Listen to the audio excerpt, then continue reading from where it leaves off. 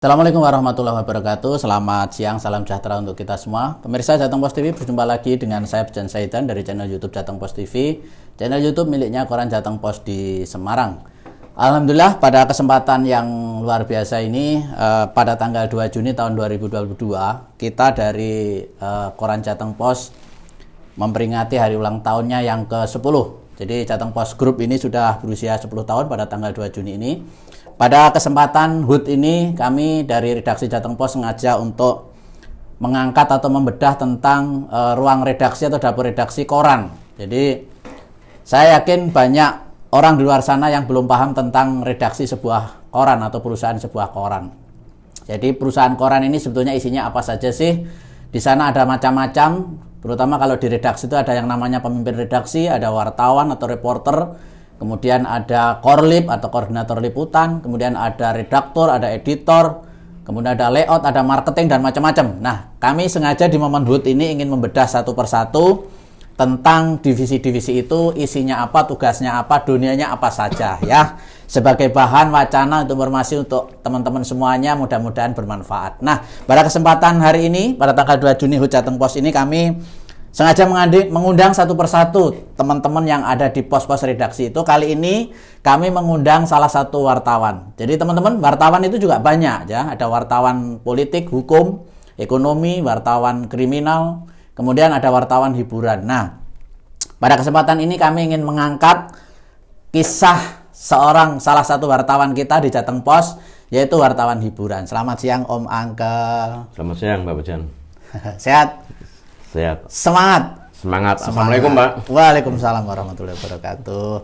Jadi teman-teman, kami ingin menyuguhkan kepada Anda semua, inilah sosok wartawan hiburan kita di Koran Jateng Pos, namanya Om Angkel. Nah, kita pengen tanya-tanya kepada Om Angkel yang selama ini bertugas sebagai wartawan hiburan atau reporter hiburan. Om Angkel, kok disebut Angkel? Namanya aslinya siapa? Nama saya, nama gajian itu Dwi Sambodo. Nama gajian. Kalau nama nggak gajian? Kalau nama medianya? Di lapangan itu Angkel. Angkel. Kenapa disebut Angkel itu dulu? Saya pernah kos waktu usia 30-an itu. Kebetulan satu kos itu kan usianya di bawah saya tuh Pak.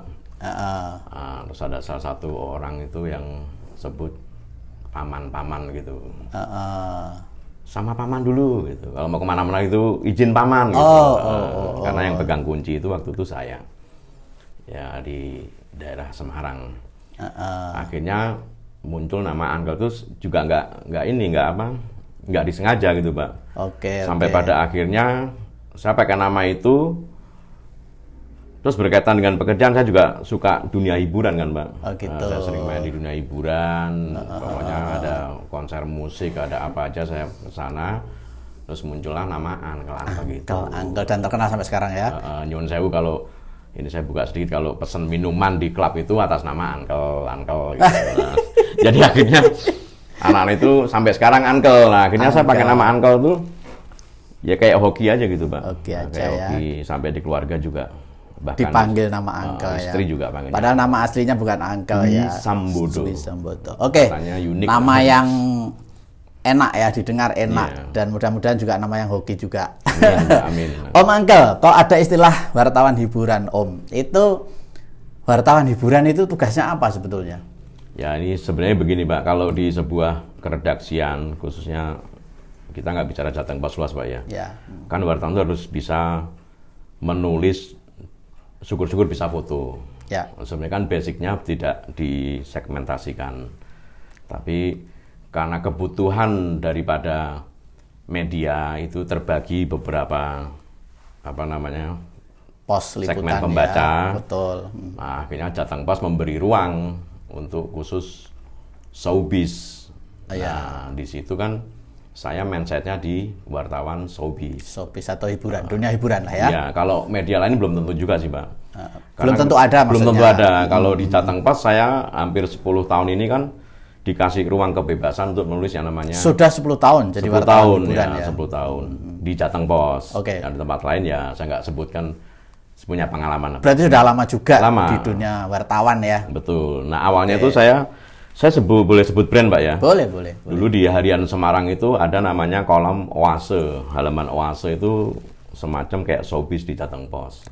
Saya mulai tulis, mulai dari Semarang Underground, terus apa yang penting konteksnya hiburan dan ringan, Pak. Hiburan dan ringan, ya, menghibur. Nah, dari tulisan itu saya seperti punya feel, punya apa ya, kecocokan. Kalau saya nulis hiburan, kok enak gitu. Enak, ya. Itu menurut koran yang dulu. Terus akhirnya saya bertemu Pak Bejan 10 tahun yang lalu. Ya. Saya dikasih ruang namanya showbiz. Showbiz untuk mengerjakan konten-konten hiburan. Betul. Ya? Nah, bahasa wartawan hiburan itu sebenarnya di lapangan, Pak. Tapi pada perkembangan zaman ini kan wartawan itu tidak nulis hanya konten hiburan, karena hiburan sudah berkembang, pariwisata, kuliner, hotel, lifestyle. Terus itu namanya Horeca, Pak ya. Jadi ada entertainment itu kayak klub malam, kafe-kafe yang alkohol nyuwun sewu, terus ada juga hotel, ada juga kuliner, lifestyle, gaya hidup, model ya, model, pariwisata, seni. Nah itu masuknya di konten hiburan. Dan Om Angga selama ini berkecimpung di dunia itu ya seluruhnya. Betul, Pak. Jadi di Jateng Pos sendiri saya punya pengalaman apa ya, sangat baik lah, karena kan setiap tahun itu berubah.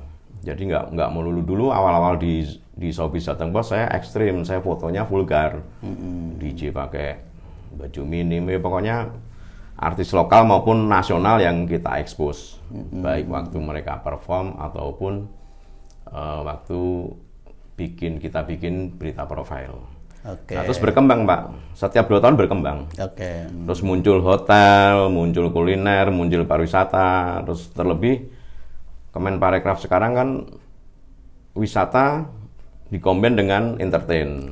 Nah itu buat kami wartawan hiburan itu lebih luas lagi. Jadi bicara hiburan nggak melulu orang bilang wah ini anak hiburan klub malam, nggak, sebenarnya nggak gitu. Itu pun kalau kami meliput itu nggak di dalamnya hiburan seperti apa. Kita lebih ke promonya, terus bagaimana menjaga visi misi dari kegiatan hiburan itu ya. Apa sih klub malam itu? Begitu, Pak. Tidak melulu mengekspos misalnya kalau hiburan itu wanita cantik, enggak ya? Tidak. Sebenarnya tapi memang ketika belum pandemi ya, kita bicara 5 tahun yang lalu. Saya memang tukang keluyuran malam. Jam kerja saya itu di atas jam 9 sampai pukul 3 malam lah. Dini hari. Maka wartawan hiburan itu identik dengan dunia malam ya? Ya, itu kalau terjun di benar-benar yang hiburannya, Pak. Karena kan seiring waktu berjalan kita kan punya relasi. Di Semarang itu kan hiburannya itu abu-abu. Abu-abu gimana maksudnya? Jadi di mata orang tuh nggak kelihatan, tapi di mata penikmat sangat kelihatan. Sangat vulgar. Ya. Sadari ini. Karena memang Semarang ya saya paling suka tuh, walaupun saya pernah di Jakarta lama, Pak ya, tapi di Semarang itu kan memang nggak kelihatan. Dan pemerintah kotanya juga asik lah, Pak. Tidak vulgar, tetapi tetap berjalan. Betul. Bahkan dulu 10 tahun yang lalu itu klub malam buka sampai pagi. Iya, sampai pagi. Terus ya melayani tamu-tamu yang high class. Jam klub malam itu di Semarang itu pukul 7 sampai jam 4 sampai close. Dulu sebelum pandemi ya. Nah, terus akhirnya kenapa saya keluyuran malam itu bukan semata-mata saya hobi menikmati hiburan, karena kan mindset di masyarakat itu wartawan hiburan pasti enak, kemana-mana gratis, minum alkohol gratis, pokoknya model maksiat gratis, Pak. Tapi memang betul. Saya merasa yang model maksiat saya gratis. Kalau mau ya. Kalau mau, karena gini. Karena relasinya itu. Iya, bukan kita itu masuk dengan membawa premanisme. Saya masuk gratis, bukan. Karena memang di dalam itu kita ada kerjasama yang profesional. Contoh misalkan, Mas, nanti kita ini ada artis mau datang. Nah, tolong kondisikan teman-temannya. Dan delalahnya, kalau bahasa Jawa delalahnya, saya di dunia itu cukup dikenal, Pak, untuk memanage lah ya, merangkul teman-teman, merangkul teman-teman media maksudnya ya. Sampai pada akhirnya saya dikenal wartawan hiburan itu. Tapi secara profesional saya di Jateng Pos saya juga tidak melulu berita. Saya harus kalau mau diliput ya kita harus profesional kerja. Gitu. Ya. Nah dari beberapa klub malam, kuliner, terus pokoknya yang berbau ya? dengan hiburan itu di Jateng Pos so far so good, enak. Oke. Kerjasamanya enak. Sama-sama saling membutuhkan ya.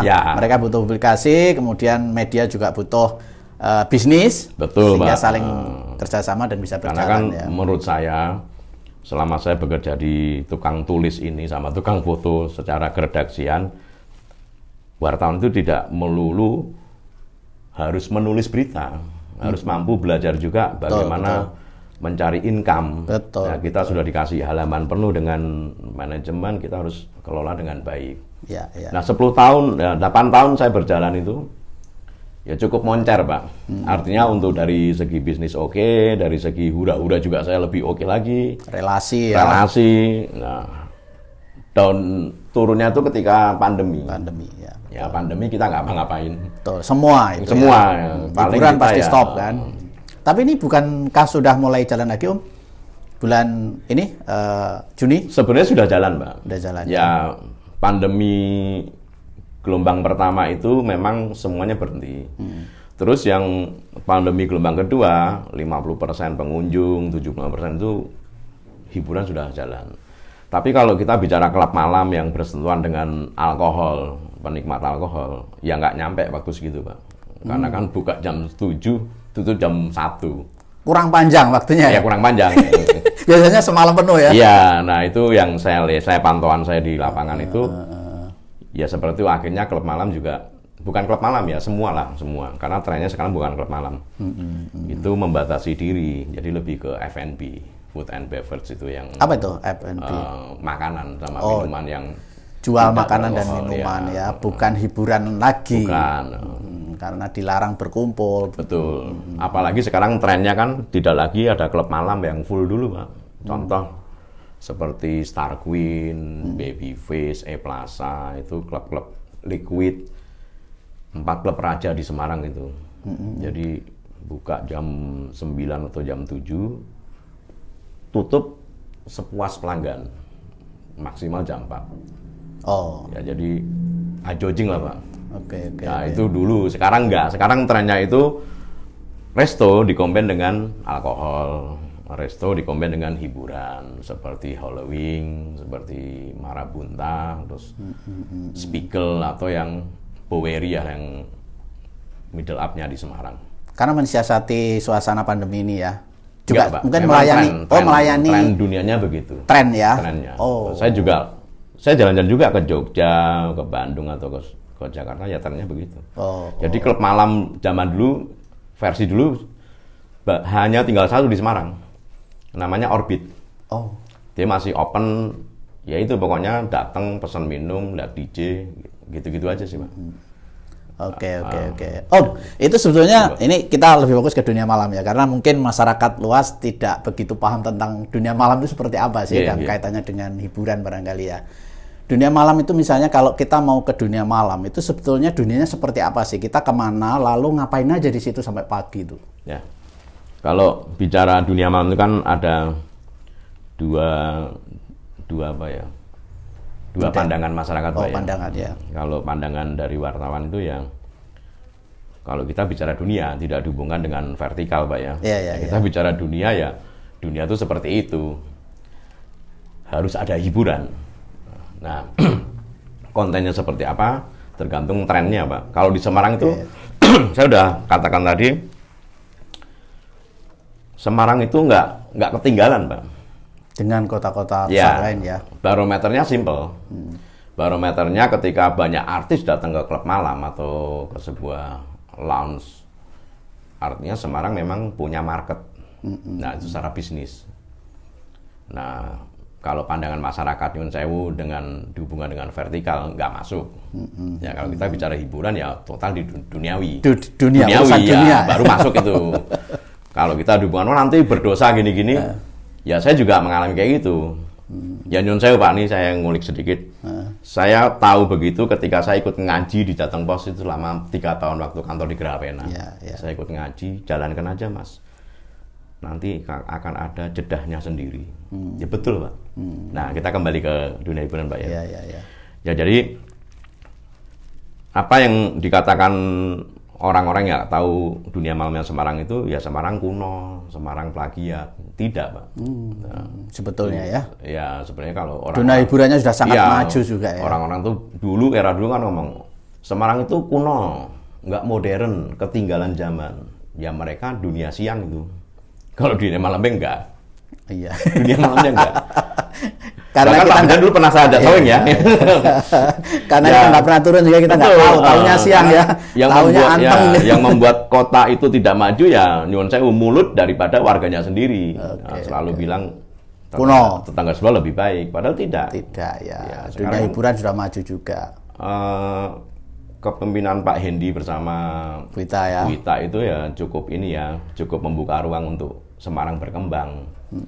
Kalau infrastrukturnya bagus tapi di dalamnya nggak ada sama aja Pak. Betul. Lebih baik tuh nggak ada infrastruktur tapi di dalamnya rame. Bagus. Nah itu orang datang. Seperti Jogja itulah. Jogja itu ya biasa-biasa aja tapi dalamnya rame kan. Oke, saya potong Om. Monggo Pak. Kita pengen tahu lagi tentang sebetulnya konten di dalam dunia hiburan itu apa tadi belum jelas. Misalnya orang datang ke hiburan itu ngapain, dapat apa sampai pagi itu. Ya mabok Pak. Dia mabok. Kalau klub malam.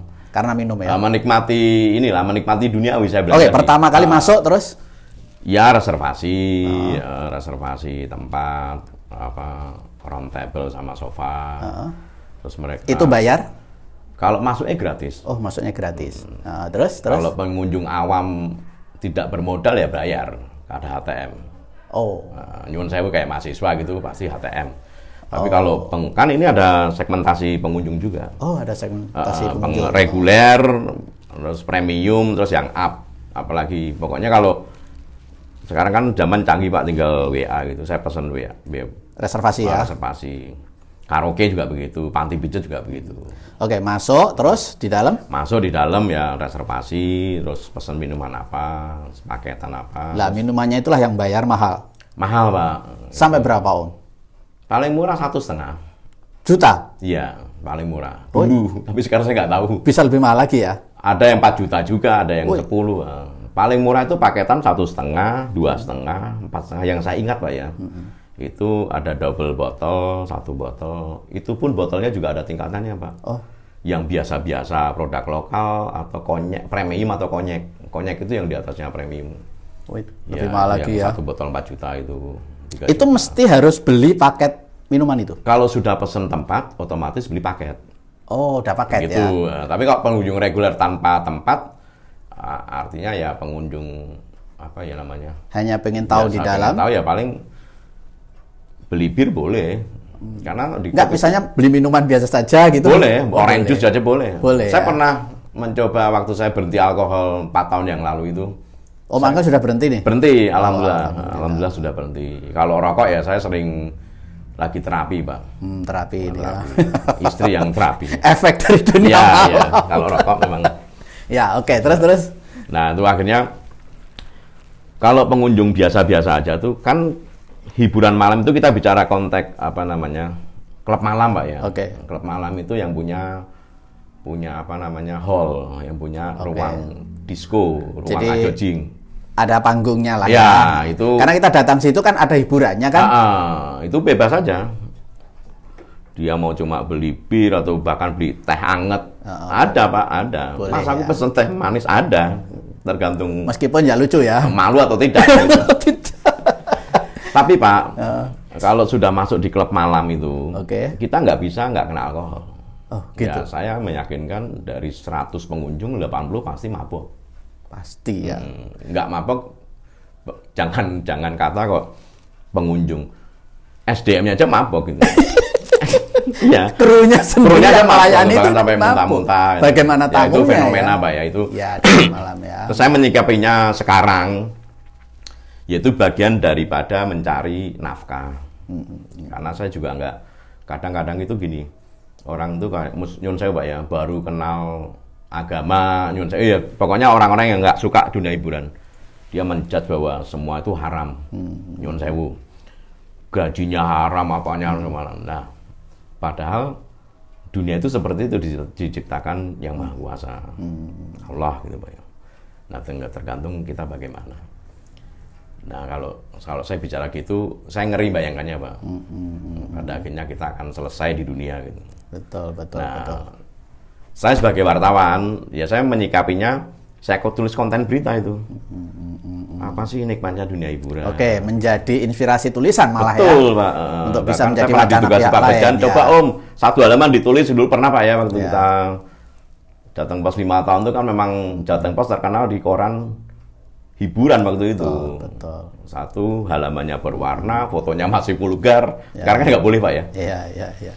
Oke, jadi tadi itu di dalam bisa pesen, bisa tidak, tapi kebanyakan kalau udah masuk pasti karena paket dia pasti akan dapat paket itu. Pasti ya. Pak, karena memang. Oke, itu kalau kok sampai pagi itu ngapain aja di situ? Ya gini Pak, efek daripada alkohol itu kan kalau kita minum 1 sloki, 2 sloki yang kelasnya menengah ke bawah, cepat mabuk. Ya, kalau kelasnya menengah ke atas ya pelan-pelan. Ya kita halusinasi lah karena otak kena alkohol itu kan kalau disodorkan dengan musik yang lagi in pasti orang goyang. Minimal tangannya goyang. Jadi dalam kondisi setengah sadar itu dia goyang ya. Itu belum narkoba Pak. Oh, ada juga? Belum. Ya mungkin ada. Mungkin ada. Mungkin ada. Nanti saya akan cerita lebih lanjut kenapa ada di klub malam ini. Jadi yang sekarang 10 tahun yang lalu hingga sekarang ini trennya itu minum Pak. Minum. Ya kan bahkan orang-orang itu kalau sudah komunitas itu kalau minumnya dilihat yang ecek-ecek yang biasa itu diketawain gitu. Minumnya cuma kayak gitu. Minum teh aja mabuk. Ya, istilahnya vodka buatan Tangerang kan itu Pak. Ada ya masuk klub itu namanya ini saya nggak sebut brand.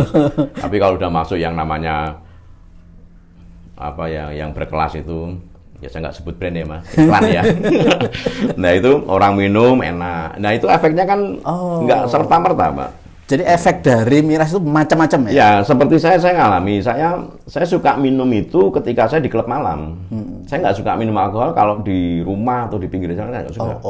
Kalau di klub malam saya suka. Karena apa? Karena ada di tempatnya ya? Ketika minum kita setengah mabok, ada hiburannya. Ya kita joget enak, pikiran iya. lepas. Tapi kalau berlebihan ya dampaknya muntah-muntah.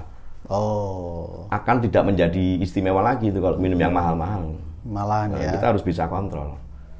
Nah itu kenapa saya bisa bicara gitu karena saya ngalami Pak. Dulu ya. Nah ya saya ditraktir sama bos-bos itu yang minuman model apa saya minum kayak orang. Dulu pernah ngalami juga mabuk lalu dosor sampai digotong. Pernah. Bahkan teman-teman media kameranya hilang juga pernah. Karena mabuk ya.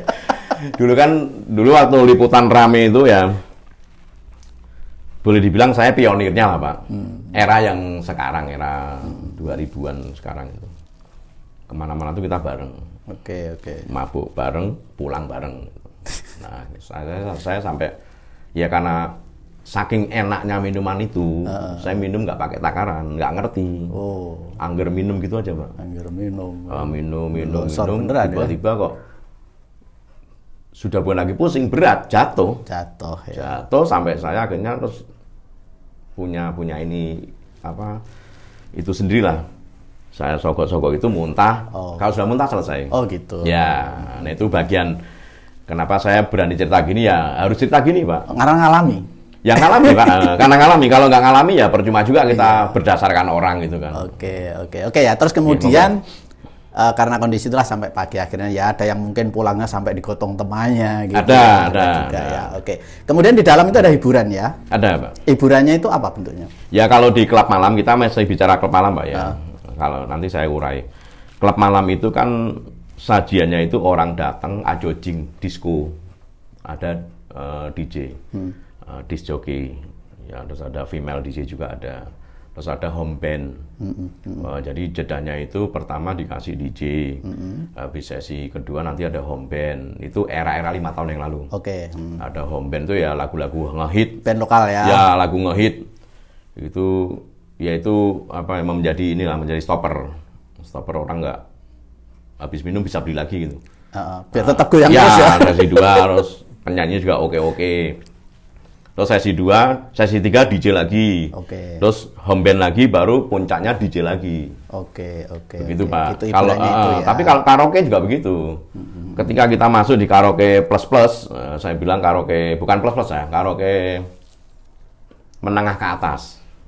Ya itu sajiannya apa sih kalau nggak minuman sama perempuan, Pak?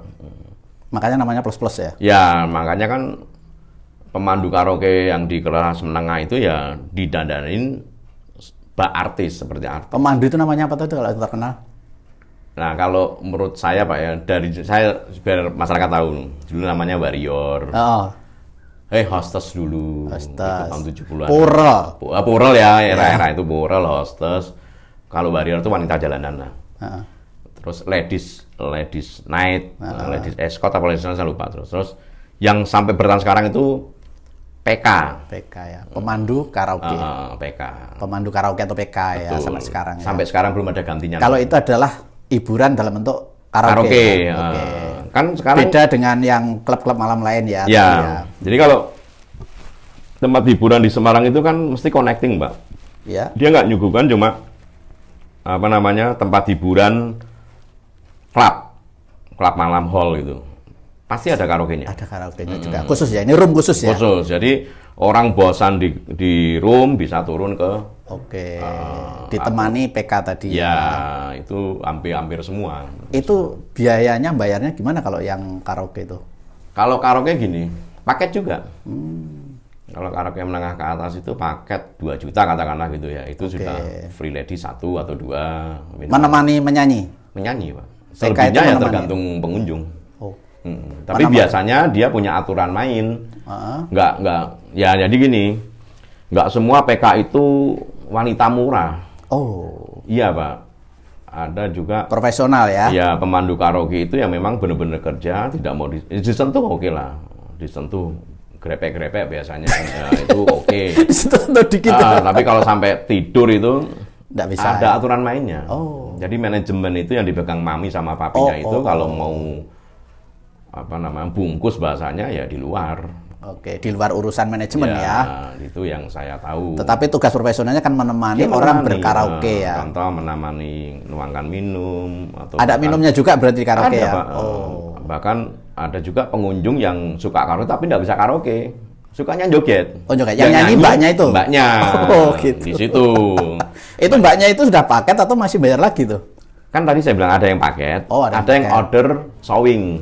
Oh. Jadi ketika tamu di lokasi berduit lah ya, tamu yang punya amunisi banyak itu, dia enggak mau paket. Oke. Paling paket minumannya. Dia suka-suka aja di situ mau ngasih, mau minta fasilitas. Itu sampai 20 ladies atau gitu ya, bisa ditemani banyak tergantung perempuan kapasitas itu ya. Room. Dia pilih. Oke. Per jamnya berapa gitu. Dulu tuh per jamnya sampai 100.000 atau berapa per orang. Kalau kayak gitu saya nggak paham. Oke. Nah, tapi yang saya tahu bahwa mereka itu tidak sehina orang yang dibilang. Orang masyarakat luas bilang, wah pemandu karaoke pasti begini. Pasti bisa. Saya pernah wawancara juga, Pak. Pernah saya temuan juga di Jateng Pos bahwa dia memang benar-benar bekerja. Kalaupun suka sama suka itu urusan feel pribadi hati ya, bukan di kamar mandi dia enggak. Enggak ya. Saya bicara gini, saya sering ikut tamu, Pak. Sering dampingi tamu. Nanti kalau saya sebutkan nanti malah rame. Tamunya ternyata siapa? Ya, rame nanti Semarang tahu semua itu. Tamunya terlalu banyak. Tapi enggak lah itu. Om. Itu bagian daripada hiburan. Jadi ini kita mengungkap tentang dunia malam ini agak detail sedikit supaya sebagai pemahaman aja, bahan wacana pengetahuan ya Om ya. Jangan ditiru ya. Sebagai wacana aja, yang cerita adalah wartawan hiburan Om Angkel yang di Kota Semarang. Jadi sangat valid, mungkin kurang lebih informasinya itu seperti itulah dunia malam ya. Satu lagi Pak sebenarnya.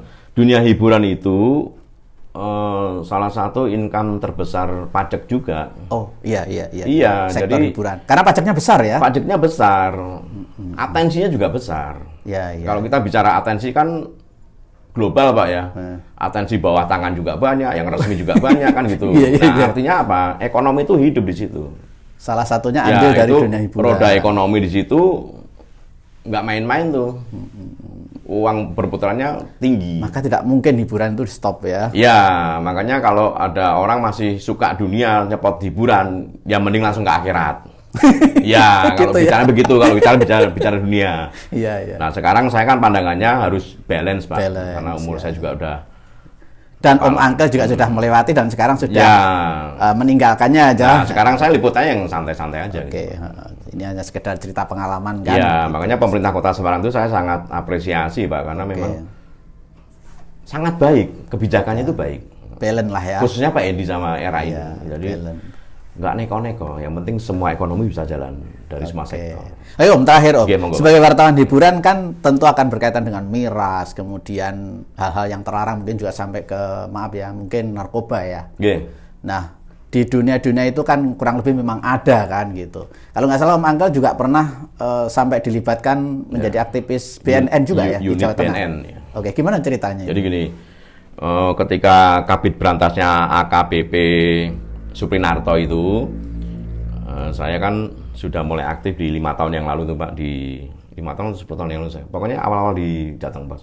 Saya dari unit wartawan BNN. Oh. Wilayah liputan saya Jateng DIY. Sering dibawa BNN untuk menemani, untuk mendokumentasikan kegiatannya. Oke. Justisi namanya itu, Bung. Tapi targetnya adalah narkoba aja. Oh. Narkoba. Jadi ya namanya klub malam Pak ya, Inex itu masih berjalan. Inex, sabu, bahkan ganja itu saya rasa kalau orang ngomong, oh sudah nggak ada, nggak mungkin. Tetap ada ya. Tidak mungkin, karena masih diproduksi dan masih ada yang konsumsi. Ya seperti kita bicara rokok Pak. Oke. Mau naik berapa, ada yang Tetap beli. ada yang beli. Nah di situ saya punya pengalaman bersama BNN. Bersama BNN itu saya, jadi polanya juga tertata rapi. BNN itu nggak sembarangan gedor pintu, terus gerbekan, enggak. Silaturahmi, sekolah nuwun, tapi jamnya kan tergantung BNN, Pak. Oh gitu. Nah, saya pernah pengalaman di salah satu klub yang sekarang sudah bubar itu, Liquid tuh namanya tuh. Oke. Liquid di Jalan Tamrin itu. Waktu itu memang pengunjung lebih daripada 600 orang, Pak. Semalam. Hampir 700. Tapi kan udah bubar itu. Itu Iya. salah satu klub malam di Semarang yang digandrungi anak muda. Waktu itu. Karena murah meriah. Oh. Ya, murah meriah. Murah sama anak mahasiswa. Ya, ya, ya. Nah itu di situ kita masuk, tes urinnya tuh hanya ada 200 pack.